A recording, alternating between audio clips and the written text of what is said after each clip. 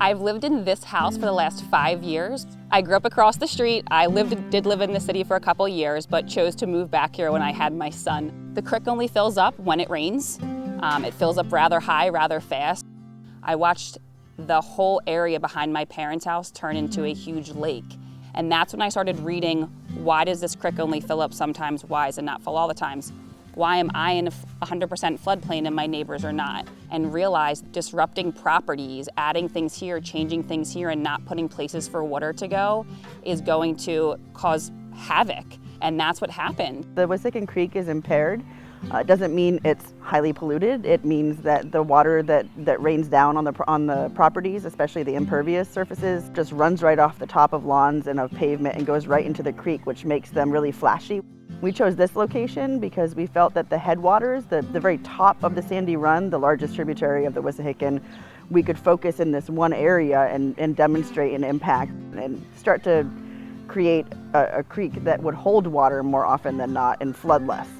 The biggest thing we've heard in all the audits in this neighborhood have been, it's a soggy backyard, I can't use it at all. We were completely unable to hang out in my backyard. It was water washed. If you walked back here, your feet soaked in. You watched flies and bugs come up around you.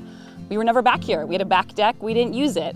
So it was great to have property, but it was property we didn't use. Anne contacted us and made an appointment for us to do a home audit. We walked around the property and tried to kind of envision what could be done here.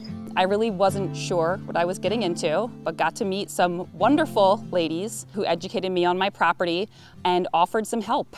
Basically, we just listen to the homeowner and they tell us where their lawn is really wet and soggy, where there are puddles that are standing water that breed mosquitoes, what parts are unusable, what kinds of storms do what to their property.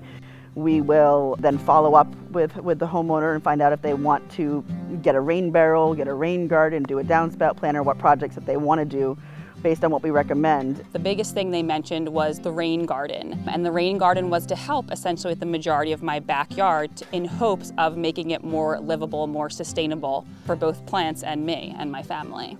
So a wonderful man, Kevin, came out with a mini excavator, drove it all around the backyard and dug up my backyard. I watched him remove soil and replace it with sand and different kinds of soil. He built this large berm, covered it in grass seed and a bunch of netting and planted plants. Taught me the science behind it, explained to me the plants that he was putting in and why. It was amazing what he did. Essentially, rainwater starts, or our sump pumps turn on from the basement and water's dispensed into the beginning of the garden, and it follows the path around the back of my garden into the main swell at the bottom here. It works like magic. I don't know how it works, but every time it rains, it fills up, the water flows down, my bottom swell is filled, and then over an hour to two, the water dissipates. It goes away, and my backyard's dry. No more bugs, a dry backyard, birds in my backyard, frogs in my backyard. Lived here for 37 years, never saw frogs before. So it's attracting all different kinds of life.